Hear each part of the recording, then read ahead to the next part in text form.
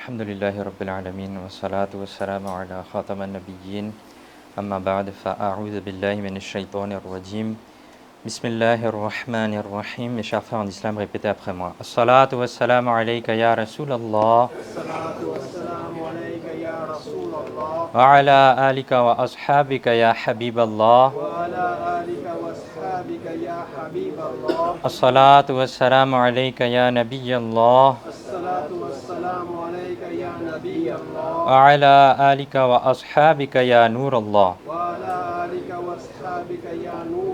Nawaitu sunnat al-i'tikaf. J'ai fait l'intention de la retraite spirituelle surrogatoire en étant dans la mosquée. Mes chers frères en islam, il y a beaucoup de bienfaits à réciter la salat ala nabi, c'est-à-dire le durud sharif sur le bien-aimé prophète sallallahu ta'ala alayhi wa alihi wa sallam. Il est rapporté dans le livre Arba'in et Attar, hadith numéro 30. Lorsque l'un de vous a fini ses ablutions, alors qu'ils disent Ashhadu an la ilaha illallah wa anna Muhammadan abduhu wa rasuluh, puis qu'il récite la salat, le durud sharif sallallahu ala Muhammad sallallahu alayhi wa sallam sur moi, lorsqu'il récitera cela, les portes de la miséricorde lui seront ouvertes. Subhanallah. Donc essayons nous aussi de prendre cette habitude. À chaque fois qu'on fait les ablutions, qu'est-ce qu'on récite? Ashhadu an la ilaha illallah wa ashhadu wa anna Muhammadan abduhu wa rasuluh. Wa anna Muhammadan abduhu wa rasuluh sallallahu alayhi wa sallam. Et ensuite on récite sallallahu alayhi wa sallam et on aura appliqué ce hadith insha'Allah al-karim. Donc avec amour, avec respect et honneur pour le prophète alayhi salatu wa salam, récitons une fois la salat, le durud sharif sur lui. Sallu ala al-habib, sallallahu ta'ala ala Muhammad, sallallahu alayhi wa alihi wa sallam. Chers frères en islam, avant d'écouter le discours d'aujourd'hui, essayons de faire de bonnes intentions. Car le bien-aimé prophète, sallallahu ta'ala alayhi wa alihi wa sallam, a dit innamal a'malu binniyat, c'est-à-dire les actions ne valent que par leurs intentions. Donc question de faire de bonnes intentions, incha'Allah, qu'on essaiera d'écouter le discours d'aujourd'hui du début à la fin avec attention. On essaiera d'éviter de regarder à droite à gauche, de jouer avec nos affaires, de jouer avec nos doigts par terre ou d'essayer ou de faire autre chose pour éviter de perdre les barakas de ce discours, insha'Allah al-karim. Chers frères en islam, Allah Azza wa Jal, il dit dans le noble Coran Alif Lam Mim Tilka ayatul kitabil hakim Hudan wa rahmatan lil muhsinin Sadaqallahu al-azim wa sadaqa rasuluhu an-nabiyyul karim. Traduction de Kanzul Iman. Alif Lam Mim. Ce sont les versets du livre de la sagesse, du livre de la hikmah. Ils sont un guide et une miséricorde pour les justes. Chers frères en islam, durant les dernières nuits, nous avons passé la 27e nuit du mois de Ramadan. La plupart des savants disent que la nuit du 27 est la nuit du Laylatul Qadr. Qu'Allah Azza wa Jal nous accorde les barakahs de cette nuit-là et de ce jour du vendredi. Ce jour du vendredi qui est le dernier jour du vendredi du mois de Ramadan. Allah Allah. Le mois de Ramadan, mes chers frères, va bientôt se terminer. Car il ne nous reste que quelques jours, malheureusement. Après cette journée du vendredi, il est possible qu'il nous reste un jour, il est possible qu'il nous reste 2 jours du mois de Ramadan. Hélas, quel regret! Il y a quelques jours à peine, on était en train d'annoncer la venue du mois de Ramadan. Et les amoureux du mois de Ramadan étaient ravis que le mois de Ramadan arrive, étaient sur le point d'arriver. On était tous contents. Ah, le mois de Ramadan arrive. Il va déverser ses barakas, il va le déverser ses bienfaits sur nous, incha'Allah. Les préparatifs étaient en cours. Des programmes étaient établis pour passer les journées du mois de Ramadan et les nuits du mois de Ramadan dans les bonnes actions. On se disait, je vais faire ci, je vais faire ça, je vais faire la prière de Tahajjud, je vais réciter autant de Coran, je vais essayer d'être assidu dans mes prières, je vais essayer de venir à la mosquée plus souvent, etc., etc. Bref, alhamdulillah, on s'encourageait à faire de bonnes actions. Le mois de Ramadan est arrivé, mais hélas, soudain, plus de 27 jours se sont écoulés, Allahu Akbar. Et on n'a même pas vu ces jours s'écouler. Et maintenant, dans 1 ou 2 jours, le mois de Ramadan al-Sharif se séparera de nous pendant 1 an. Un poète il dit, hélas, le Ramadan s'en va, laissant nos cœurs tristes. Hélas, le Ramadan part en me rendant très triste.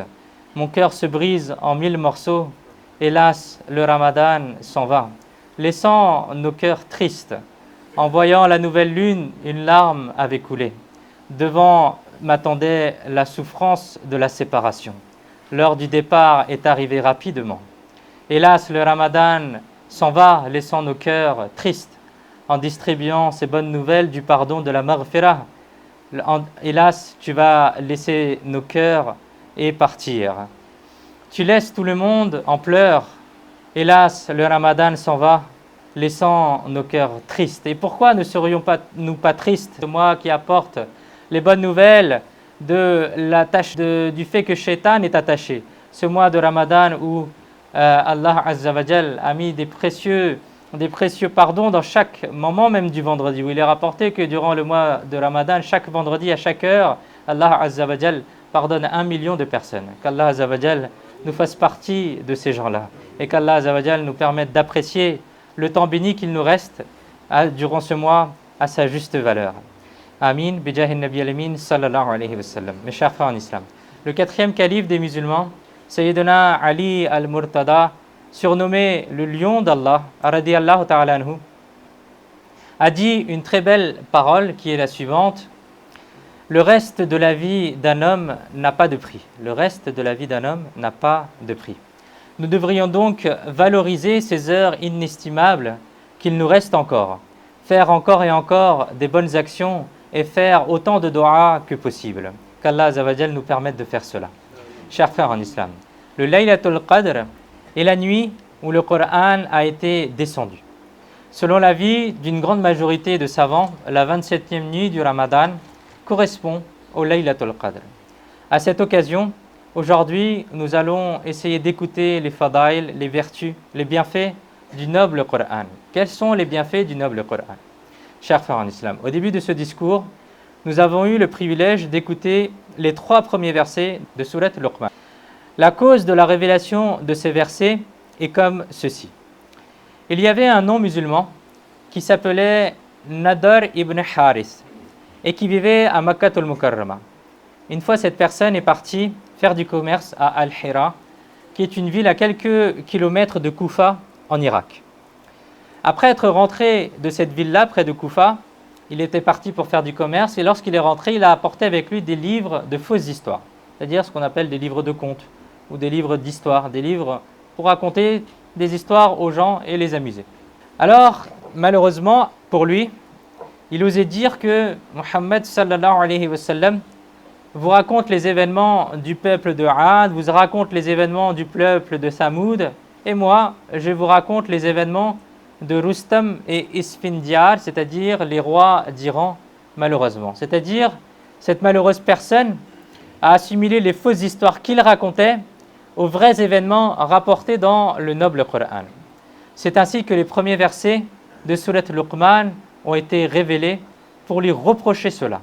En effet, Allah Azza wa Jal a dit dans Surat Luqman, verset 6, « Et certaines personnes achètent des paroles de divertissement, c'est-à-dire des fausses histoires, de la musique, des chansons, etc., afin d'égarer du chemin d'Allah, sans comprendre, et pour s'en moquer, c'est-à-dire se moquer des versets. Pour eux, il y a un châtiment avilissant, c'est-à-dire un châtiment humiliant. C'est-à-dire qu'il y a beaucoup de défauts dans les livres de fausses histoires que ce Nadar ibn Haris racontait. Le premier défaut est que ce sont des lahw al-hadith, c'est-à-dire des histoires sans aucun but et des discussions pour s'amuser. Le deuxième défaut est que ceux qui lisent et écoutent ces livres s'éloignent du chemin d'Allah et du chemin des bonnes actions. Maintenant, quelle est la gloire du noble Coran en face et en comparaison à cela? Allah Azza wa Jal a dit Alif Lam Mim, tilka ayatul kitabil hakim. Alif Lam Mim, ce sont les versets du livre de la sagesse. Ceci est la première vertu, ceci est la première gloire, ceci est la première excellence du noble Coran. Que le noble Coran est le livre de la sagesse, le livre de la hikmah. Tandis que les fausses histoires de Nadar ibn Haris sont des lahw al-hadith, c'est-à-dire des choses futiles, des choses inutiles. On parle pour rien dire, on raconte des histoires, mais il n'y a aucune moralité dedans. Il n'y a rien dedans qu'on peut tiré de bien. Alors que l'excellence du noble Coran est que chaque mot et chaque lettre contient de la hikmah, contient de la sagesse. Ça, c'est la première excellence du noble Coran. C'est le livre de la sagesse, le livre de la hikmah. Ensuite, dans la suite du Coran, dans la suite de ce verset, Allah Azza wa Jal, il dit dans le verset 3 de Surat Luqman, Hudan, c'est-à-dire guider, c'est la hidayah. Ceci est la deuxième vertu du noble Coran. Le noble Coran n'est pas seulement un livre de hikmah, un livre de sagesse, mais c'est aussi un livre de guider, un livre de hidayah. La conséquence d'écouter ou de lire de fausses histoires de Nadar ibn Haris est que la personne s'égare, la personne s'éloigne du droit chemin. Tandis que la gloire du noble Coran est que lorsqu'une personne le récite, qu'elle le comprenne ou pas, que la personne soit arabi ou ajami, qu'elle soit arabe ou non arabe, qu'elle soit un savant ou pas, si la personne ouvre le noble Coran et le récite convenablement, alors ces paroles ont aussi pour effet que la hidayah, la guidée, descende dans son cœur, rentre dans son cœur. Ça, c'est les deux gloires, les deux excellences du noble Coran qui ont été citées ici. Puis, ensuite, qu'est-ce qu'il a été dit? Il a été dit « wa rahmatan lil muhsinin » et une miséricorde pour les justes. Ceci est la troisième gloire du noble Coran. La première gloire, c'est quoi? La première excellence, c'est quoi? C'est le livre de la hikmah, le livre de la sagesse. La deuxième, c'est quoi? C'est Hudan, c'est le livre de la guidée. Et la troisième excellence du noble Coran, c'est quoi? C'est que c'est un livre de miséricorde. Comment est-ce que c'est un livre de miséricorde, mes chers frères en islam? Il n'existe pas de livre dans le monde où l'on reçoit 10 bonnes actions pour chaque lettre qui est récitée. Allahu Akbar. On ne reçoit pas de bonnes actions lorsqu'on ouvre n'importe quel livre, mais lorsqu'on ouvre le Coran, lorsqu'on lit le Coran, pour chaque lettre, on reçoit 10 bonnes actions. Ceci est l'unique excellence du noble Coran. Seul le Coran a cette excellence-là. Que lorsqu'une personne s'assoit et ouvre le noble Coran, alors les bénédictions commencent à se déverser sur cette personne. Et plus la personne lit le noble Coran, et plus elle récolte un trésor de bonnes actions. Allah, Allah, chers frères en islam. Nous aussi, nous lisons beaucoup. Nous lisons beaucoup de choses. Ceux qui ne lisent pas de livres, lisent quand même des publications sur Internet et sur les réseaux sociaux, ou apprennent quelque chose en regardant des vidéos, en regardant du contenu sur Internet. Bref, tout le monde consulte ou regarde quelque chose d'une manière ou d'une autre. Et à cet endroit, en comparant les fausses histoires de Nadar ibn Haris et le noble Coran, il nous a été enseigné que chaque fois que nous voulons lire quelque chose, nous devons nécessairement regarder 3 choses. Quelles sont ces 3 choses? La première chose, si nous savons que nous obtiendrons la hidayah, la guidée, après avoir lu ce que nous lisons, alors lisons-le effectivement. Mais si cela est basé sur de la futilité, alors débarrassons-nous de cela. Ça, c'est la première chose. La hidayah. Est-ce qu'il y a hidayah? Est-ce qu'il y a guidée dans ce que je lis? Deuxième chose, si nous savons que nous obtiendrons la hikmah, la sagesse, lorsque nous lirons ce que nous voulons lire, la hikmah et la nasiha, la sagesse et les bons conseils, alors lisons-le. Mais si cela nous éloigne du droit chemin, si cela nous égare, alors il faut s'en préserver. Et la troisième chose, si nous savons que nous pouvons espérer obtenir une récompense en lisant ce que nous allons lire, alors lisons-le. Mais si nous n'avons aucun espoir d'obtenir une récompense, alors il faut s'en préserver. Allah, Allah. Retenons, mes chers frères, qu'il s'agit là d'une règle générale qui peut nous permettre de corriger beaucoup de nos actions. Comme par exemple, qu'est-ce que l'on peut regarder sur le téléphone et qu'est-ce que nous ne devons pas regarder sur le téléphone? Qu'est-ce que nous pouvons écouter et qu'est-ce que nous ne pouvons pas écouter? Qu'est-ce que nous pouvons lire et qu'est-ce que nous ne pouvons pas lire? Quelles sont les publications que nous pouvons regarder et lire et quelles sont les publications que nous ne devons pas regarder? Quelles sont les chaînes et les publications que nous devons liker et s'abonner et quelles sont les chaînes et les publications que nous devons ignorer, etc., etc. Il existe de nombreuses actions où l'on peut se fonder sur ce principe-là. Qu'Allah Azza wa Jal nous permette toujours de choisir et d'écouter et de regarder les choses qui nous sont bénéfiques pour la hidayah, pour la hikmah et pour obtenir des récompenses. Amin bijahi khatam an-nabiyyin sallallahu ta'ala alayhi wa alihi wa sallam. Sallu ala al-habib sallallahu ta'ala ala Muhammad sallallahu alayhi wa alihi wa sallam. Chers frères en islam, dans ces premiers versets de Surat Luqman, 3 vertus du noble Coran ont été décrites. Le noble Coran est un livre de hidayah, de guider. Le noble Coran est un livre de hikmah, de sagesse. Le noble Coran est un livre de rahma, de miséricorde. Essayons d'écouter maintenant quelques explications sur ces trois aspects-là. La hikmah, la hidayah et la rahma. Sayyidina Zayd ibn Aslam radiyallahu ta'ala anhu rapporte qu'une fois, une personne est arrivée dans la cour du bien-aimé prophète sallallahu ta'ala alayhi wa sallam. Et le bien-aimé prophète sallallahu ta'ala alayhi wa sallam a dit à un compagnon radiyallahu ta'ala anhu, enseignez-lui le noble Coran. C'est-à-dire à la personne qui arrive, maintenant enseignez-lui le noble Coran. Alors ce compagnon radiyallahu ta'ala anhu a commencé à enseigner la sourate Al-Zalzala à cette personne. Lorsqu'il enseigna, il arriva au 7e verset de cette sourate. Cette personne en face, elle dit stop, ça me suffit. C'est-à-dire j'ai assez appris 7 versets, ça me suffit. Alors ce compagnon radiyallahu ta'ala anhu a dit au bien-aimé prophète sallallahu ta'ala alayhi wa sallam, Ya Rasulallah, messager d'Allah sallallahu ta'ala alayhi wa sallam, pour l'instant, il n'a appris que 7 versets et il dit que ça lui suffit.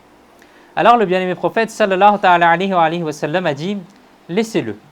Il a trouvé la faqaha, c'est-à-dire la compréhension de la religion, subhanallah. Ceci est la hikmah, ceci est la sagesse, ceci est la nasiha, les bons conseils du noble Coran. Chacune des lettres et chacun des versets du noble Coran sont tellement parfaits que si une personne apprend même un petit peu, si elle réfléchit profondément sur cette petite chose qu'elle a appris, alors simplement cela lui permet de remplir son cœur avec la hikmah, avec la sagesse. Pourquoi? Parce qu'un poète il dit, c'est la parole de mon Seigneur le Coran. Oh, que dire du beau Coran? Sur Mustapha, il est descendu, tout y est dit, tout est bien décrit. C'est le meilleur des livres, le Coran. Oh, que dire du beau Coran.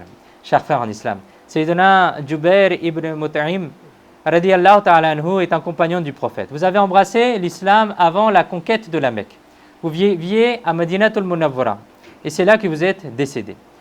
Ce compagnon, Sayyidina Jubair ibn Mut'im radiyallahu ta'ala anhu, raconte l'histoire de son acceptation de l'islam en disant que je suis venu à Madinatul Munawwara à partir de Makkatul Mukarrama de la part des gens de Mecca pour négocier la libération des prisonniers non musulmans qui ont été capturés lors de la bataille de Badr. Et lorsque je suis arrivé à Madinatul Munawwara, il raconte que c'était l'heure de Maghrib. Et le bien-aimé prophète sallallahu ta'ala alayhi wa sallam était en train de diriger la prière. Alors, votre voix bénie, la voix bénie du bien-aimé prophète sallallahu ta'ala alayhi wa sallam se faisait même entendre en dehors de la mosquée. Vous étiez en train de réciter la sourate At-Tur. Et moi, il dit, j'ai commencé à écouter la récitation du noble Coran et la parole était celle d'Allah, mais la langue bénie était celle du bien-aimé prophète sallallahu ta'ala alayhi wa sallam. Alors quel effet cela aurait pu-il avoir? Cette voix si belle a eu une action sur son cœur. Qu'est-ce qu'il dit? Il dit, cette voix si belle et ces paroles impressionnantes ont commencé à descendre dans mon cœur. Pendant ce temps, le bien-aimé prophète sallallahu ta'ala alayhi wa sallam a récité les versets suivants. Inna adhaba rabbika lawaqi' ma lahu min dafi'. Certes, le châtiment de ton Seigneur arrivera certainement. Nul ne peut l'empêcher. Après avoir entendu ces versets, il dit, j'ai eu l'impression que mon cœur allait déchirer, allait éclater. J'ai cru que je n'allais même pas réussir à faire un pas sans que ce châtiment ne s'abatte sur moi. Alors, craignant le châtiment d'Allah, j'ai immédiatement accepté l'islam. Allahu Akbar. Ceci, mes chers frères, est la manière dont le noble Coran est un livre de guider. Un livre de guider. Il faut en faire l'expérience pour comprendre. En effet, une personne qui a l'habitude de réciter le noble Coran, même si elle le récite sans le comprendre, son cœur s'adoucit. Son cœur a envie de faire des bonnes actions. Sa morale et son caractère changent positivement. Il se purifie intérieurement et extérieurement. Et il devient un excellent élément dans la société. Et que dire si la personne lit le noble Coran en le comprenant? Allah, ceci est encore autre chose. Chers frères en islam, Sayyidina Abu Hashim rahmatullahi alayhi a dit, une fois je suis monté à bord d'un bateau pour aller à Basra. Dans le bateau, il y avait un homme qui était avec sa servante. Alors quand nous sommes allés plus loin sur le bateau, l'homme a dit à sa servante que apportez du vin. Alors la servante, elle a apporté du vin. Et l'homme a alors commencé à boire du vin. Et la servante a commencé même à danser, na'udhu billah. Puis l'homme m'a regardé et m'a dit, est-ce que tu as quelque chose comme ça, c'est-à-dire qui chante comme ça? Alors j'ai dit, oui. Sayyidina Abu Hashim, rahmatullahi alayhi, il dit, oui, j'ai avec moi quelque chose de bien meilleur et plus bénéfique que cela. L'homme a dit alors, fais-moi écouter. Alors il dit, j'ai récité, إِذَا الشَّمْسُ كُوِّرَتْ وَإِذَا النُّجُومُ انكَدَرَتْ وَإِذَا الْجِبَالُ سُيِّرَتْ. Quand la lumière du soleil s'est enroulée, quand les étoiles tomberont, et quand les montagnes sont amenées à bouger. Après avoir entendu ces versets, cette personne s'est mise à pleurer. Puis lorsque j'en suis venu à cette parole, وَإِذَا الصُّحُفُ نُشِّرَتْ, et quand les livres des actes seront ouverts, alors il a commencé à dire, ô servante, je vous libère pour l'agrément d'Allah, déversez ce vin. Puis il m'a appelé et il m'a dit, mon frère, qu'est-ce que vous en dites? Est-ce que Allah Azza wa Jal acceptera mon repentir? En réponse à cela, j'ai récité le verset suivant, Inna Allah yuhibbu at-tawwabina wa yuhibbu al-mutatahhirin. Certes, Allah aime ceux qui se répandent abondamment et aime ceux qui se purifient. En entendant cela, cette personne s'est ensuite repentie. Allahu Akbar. Ceci, mes chers frères, est l'effet du noble Coran. Ce livre saint est le livre de la Hidayah, c'est le livre de la guidée. Le bienheureux qui a l'opportunité de lire et s'efforce de le comprendre avec un cœur sincère, verra les portes de la guidée, de la Hidayah s'ouvrir devant lui. Allah, Allah. Maintenant, regardons, mes chers frères, la miséricorde du noble Coran. Il est dit dans un hadith que le dernier prophète d'Allah, sallallahu alayhi wa sallam, a dit, quiconque récite le noble Coran jour et nuit, reconnaît le halal du Coran comme halal et le haram comme haram, Allah Azza wa Jal fait que les anges soient ses compagnons. Fait que ces anges soient ses compagnons. Lorsque le jour du jugement viendra, le noble Coran donnera des arguments en faveur de ce serviteur dans la cour d'Allah. Le noble Coran dira, ô Seigneur, dans le bas monde, chaque personne prenait un salaire pour son travail. Mais telle personne, il me récitait jour et nuit. Il reconnaissait mon halal comme halal et le haram comme haram. Ô Seigneur, aujourd'hui récompense-le. D'ailleurs, le Coran, il argumentera dans la cour d'Allah pour la personne qui le récite. À la demande du noble Coran, ce serviteur sera revêtu d'une couronne royale et d'un habit de dignité. Alors Allah Azza wa Jal dira au noble Coran, Hal radita, c'est-à-dire au Coran, es-tu satisfait? Le noble Coran dira au Seigneur, donne-lui une récompense encore meilleure que celle-là. Alors ce serviteur recevra la royauté et le paradis. Alors il sera dit au noble Coran, Hal radita, c'est-à-dire au Coran, es-tu maintenant satisfait? Le noble Coran dira, oui, au Seigneur, maintenant je suis satisfait. Allahu Akbar. C'est-à-dire que le Coran, il argumentera tant que la personne, elle ne sera pas rentrée au paradis. Subhanallah. Ceci est la gloire du noble Coran, mes chers frères. Si seulement nous pouvions être parmi ceux qui récitent ce livre sacré, parmi ceux qui le récitent abondamment, parmi ceux qui le comprennent, parmi ceux qui le mettent en pratique et d'avoir une relation de plus en plus forte avec ce noble livre. Nos anciens, mes chers frères, et les pieux serviteurs d'Allah avaient l'habitude de réciter le noble Coran tous les jours, même si c'était un petit peu, même si c'était beaucoup, ils faisaient l'effort de réciter chaque jour le noble Coran. Et certaines pieuses personnes récitaient tout le Coran en une semaine, ou même certains en 3 jours. Et dans les livres, il y a aussi les noms de ces pieuses personnes qui ont gardé l'habitude de terminer la récitation du noble Coran tous les jours pendant 30 ans. Et cela fait partie des nobles habitudes de l'imam Al-A'zam Abu Hanifa rahmatullahi alayhi, qui récitait le noble Coran tous les jours et il a fait ça pendant 30 ans. Et de même, Ghawsul A'zam, Cheikh Abdul Qadir Jilani rahmatullahi alayhi, a également eu l'habitude de terminer la récitation du Coran toutes les nuits pendant 15 ans. Allahu Akbar. Et certains ils disent même que c'était en une seule raka'a et en étant sur un seul pied. Certains y répondent. Par contre, si l'on regarde notre situation, mes chers frères, il est regrettable qu'aujourd'hui, même si nous sommes musulmans, nous nous sommes éloignés du noble Coran. Il y a aussi de tels musulmans qui passent plusieurs mois, plusieurs années sans même regarder, sans même ouvrir le noble Coran, malheureusement. Le noble Coran est présent à la maison, mais il est posé dans un placard. Et lorsque l'on est en face à une difficulté, lorsqu'on a des problèmes financiers, lorsqu'on a des soucis dans la vie, ou lorsque quelqu'un décède, c'est à ce moment-là qu'on va sortir le Coran pour envoyer la récompense de ses actions. Et en fait, les maisons où cela se fait sont peut-être, on pourrait dire, des maisons bénies, parce que dans certains pays, Même lorsque quelqu'un décède, on ne va pas réciter soi-même, la famille ne récite pas, mais elle va appeler les enfants du madrasa pour venir réciter à la maison pour envoyer la récompense de ses actes à la personne qui est décédée. Mais les membres de la famille, malheureusement, ne font pas l'effort de réciter le Coran.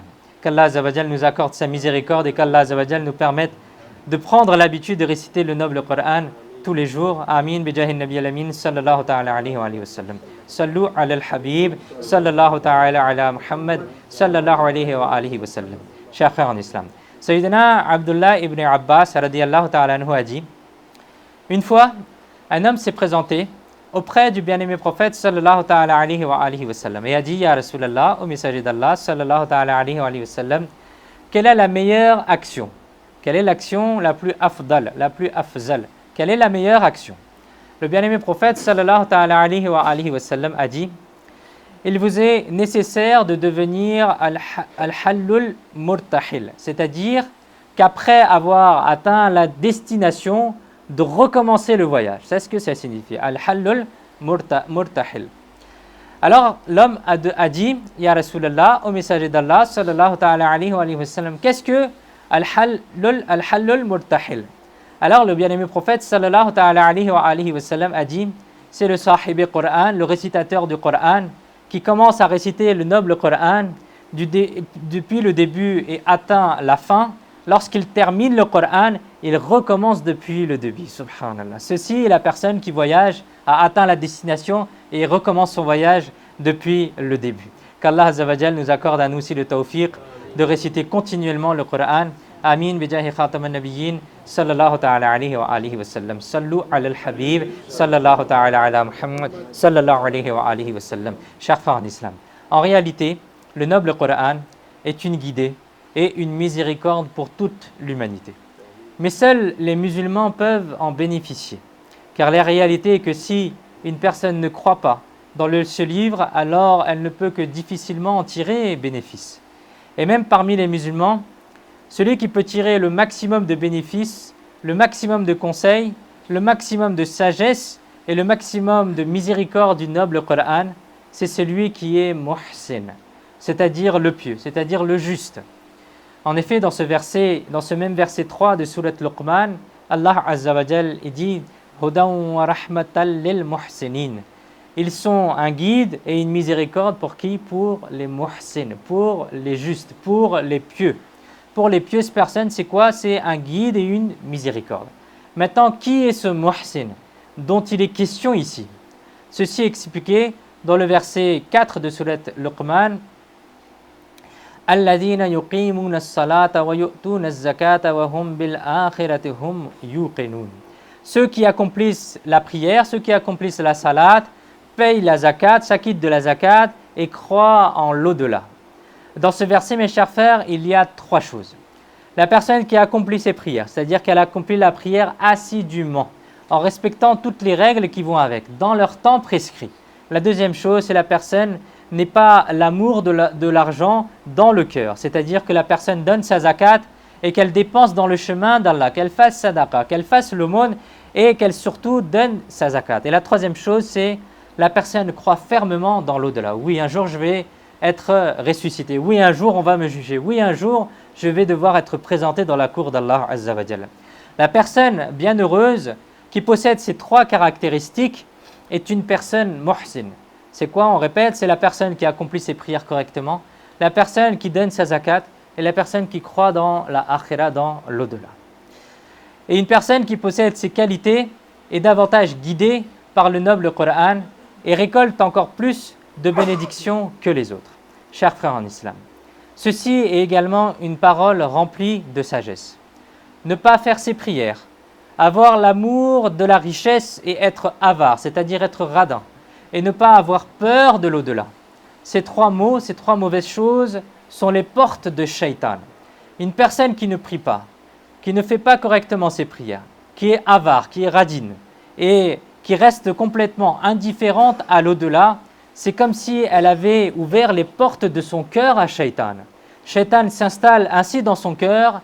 Alors comment est-ce que la hidayah, comment est-ce que la guidée, comment est-ce que la rahma, comment est-ce que la miséricorde peuvent-elles entrer dans un cœur où Shaitan s'installe? Nous apprenons donc, mes chers frères, que puisque nous sommes musulmans, nous devons nouer notre relation avec le noble Coran. Et en plus de cela, nous devons continuer à prier, à faire nos prières pour obtenir encore plus de bénédictions du noble Coran. Nous devons également continuer à faire sadaqa, à faire l'aumône dans le chemin d'Allah et garder la crainte d'Allah Azza wa Jal pour l'au-delà dans nos cœurs. En effet, il est rapporté que une fois une pieuse personne a rencontré Shaitan. Écoutez bien, c'est une histoire qui est intéressante. Une fois une personne, elle a rencontré Shaitan. Et cette pieuse personne était très intelligente. Elle a posé une question à Shaitan. Écoutez, elle dit: ô Iblis, dis-moi, comment puis-je devenir comme toi? Alors Shaitan, il a dit: tu es vraiment mauvais, toi. De quel genre de question il s'agit là? Personne ne m'a jamais demandé cela jusque présent. C'est-à-dire que tout le monde pense à m'éviter. Comment est-ce qu'on va éviter Shaitan? Comment est-ce qu'on ne va pas faire comme Shaitan? Mais toi, tu me poses comment tu veux devenir comme moi? Alors la pieuse personne, elle a dit: j'aime juste cela. Réponds à ma question. Alors on peut s'imaginer Shaitan en train de sauter de joie. Elle a dit: enfin, j'ai trouvé quelqu'un comme moi. Alors Shaitan, il a révélé son secret. Il a dit: c'est très facile d'être comme moi. Il suffit de faire deux choses. Première chose, sois paresseux dans tes prières.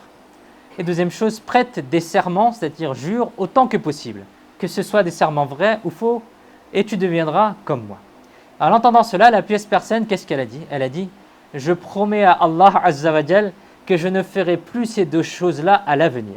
Et Shaitan a dit: je n'ai jamais été trompé par quelqu'un comme ça, je promets aussi que je ne conseillerai plus jamais un être humain. Allahu Akbar. Chers frères en islam, réfléchissons à cela. Il y a deux actions qui transforment un être humain en Shaitan. La première, c'est être paresseux dans les prières, ne pas faire ses prières à l'heure. Et deuxième chose, c'est jurer beaucoup, tout le temps en train de jurer, Wallah, Wallah, Wallah, tout le temps en train de dire des choses comme ça, et tout le temps en train de jurer. Ça, ce sont des mauvaises choses et des actions de Shaitan. Même la personne qui fait que de jurer, après sa parole, plus personne ne la considère, plus personne ne respecte cette personne-là. Hélas, mes chers frères, ces deux actes sont en augmentation parmi nous. Pour l'instant, alhamdulillah, nous sommes dans les jours bénis du mois de Ramadan. Et il y a une certaine bonne et pieuse ambiance dans les mosquées et dans les maisons. Car le nombre des fidèles augmente, on essaye d'être assidus. Mais hélas, dès que le mois de Ramadan arrive, la paresse dans les prières risque de s'installer. Et de nouveau, les mosquées redeviendront comme avant. Alors essayons, mes chers frères, de ne pas oublier ces enseignements-là, même après le Ramadan. Qu'Allah Azza wa Jal nous accorde sa miséricorde. Nous ne devons pas être comme Shaitan, mes chers frères. Nous devons traiter Shaitan comme notre ennemi. En effet, Allah Azza wa Jal, il le dit dans le Coran, dans Surat Al-Fatir, verset 6, certes, Shaitan est votre ennemi, alors considérez-le aussi comme un ennemi. Autrement dit, aux gens, soyez fermes dans l'adoration d'Allah, ne désobéissez pas à Allah en suivant Shaitan et continuez de considérer Shaitan comme un ennemi. Ceci, mes chers frères, est l'une de nos responsabilités de considérer qui? Shaitan comme notre ennemi. Qu'est-ce qu'il faut faire pour faire cela? Il faut faire ses prières correctement et assidûment. Par conséquent, mes chers frères, faisons aujourd'hui la ferme intention de ne jamais nous relâcher dans nos prières, Inch'Allah al-Karim. La nuit de la nouvelle lune va bientôt arriver. Nous ferons la prière de Isha. Le jour de la Eid, on va se lever pour faire la prière de Fajr à l'heure. Ce n'est pas le mois de Ramadan est arrivé et puis terminé, après on délaisse les prières, na'udhu billah. Et après cela, on va continuer, Inch'Allah, à faire nos 5 prières dans leur temps prescrit, Inch'Allah al-Karim. Et dans la mesure du possible, en groupe à la mosquée et au premier rang, Inch'Allah al-Karim. Et prenons également, mes chers frères, l'habitude de donner en aumône. De la même manière, l'avarice, mes chers frères, est une porte de Shaitan. Donc pour obtenir les barakats du Coran, il faut donc éviter l'avarice et il faut prendre l'habitude de donner en aumône autant que possible. Ceux pour qui la zakat est obligatoire, il leur est nécessaire de calculer et de donner la zakat. Réduire la zakat ne serait-ce que d'1 centime est un péché. Et en plus de cela, il faut prendre l'habitude de donner en aumône régulièrement. Surtout que la Eid arrive dans quelques jours et à cette occasion, il est wajib, il est obligatoire pour chaque musulman qui détient le nisab, c'est-à-dire le montant minimum, et dont le nisab est au-delà de hajat et asliya, c'est-à-dire au-delà de ses biens, il a suffisamment d'argent de s'acquitter de la zakat ou le fitr. En effet, Allah Azza wa Jal, il dit, certes, a réussi celui qui s'est purifié. Et le mot tazakka ici dans ce verset-là désigne le fait de donner la zakat ou le fitr. Autrement dit, la personne qui donne la zakat ou le fitr à l'occasion de la Eid ou le fitr et permet aussi aux pauvres de célébrer les joies de la Eid, son cœur devient propre et cela le mène à la prospérité et au succès. Mes chers frères en islam, il y a plusieurs manières de donner l'aumône selon qu'on suit un fiqh ou un autre, une école de jurisprudence ou un autre. Dans l'école Hanafi, on donne selon soit le blé, soit l'orge, soit la date, soit le raisin. le raisin étant le plus cher. Donc essayons de donner selon notre moyen financier. Celui qui a les moyens financiers, il donne en fonction par exemple du raisin, c'est environ 25 € par personne. Celui qui ne peut pas, il donne en fonction du blé, etc., etc. Plus on donnera, Inch'Allah, plus on récoltera les récompenses. Qu'Allah Azza wa Jal, il nous permette de retenir ce que nous avons entendu et de le propager aux autres. Amin, bijahin nabi al-amin, sallallahu ta'ala alayhi wa alihi wa sallam. Sallu ala al-habib, sallallahu ta'ala ala Muhammad, sallallahu alayhi wa alihi wa sallam. Deux annonces, mes chers frères. Le jour de la Eid, il y aura deux prières, Inch'Allah. La première prière à 8 h, la deuxième prière à 9 h. Le président de la mosquée, Alim, m'a dit qu'il faut faire attention à ceux qui organisent la mosquée et respecter ceux qui organisent la mosquée. Lorsque la mosquée elle est pleine, elle est pleine. On ne peut pas faire plus que, et s'il n'y a plus de place, il n'y a plus de place, d'accord? Donc il faut que les gens ils respectent les gens qui s'occupent de la mosquée et qui coordonnent les frères, s'il vous plaît. Donc si ils vont dire vous montez en haut, monte en haut. Si on dit descend en bas, il descend en bas, etc. On ne discute pas avec ceux qui organisent la mosquée parce que c'est leur responsabilité, c'est une question de sécurité aussi pour les gens, s'il vous plaît. Ça, c'est une première chose. Donc, première prière à 8 h, deuxième prière à 9 h. Si à 8 h c'est rempli, vous arrivez, vous attendez la deuxième prière, s'il vous plaît.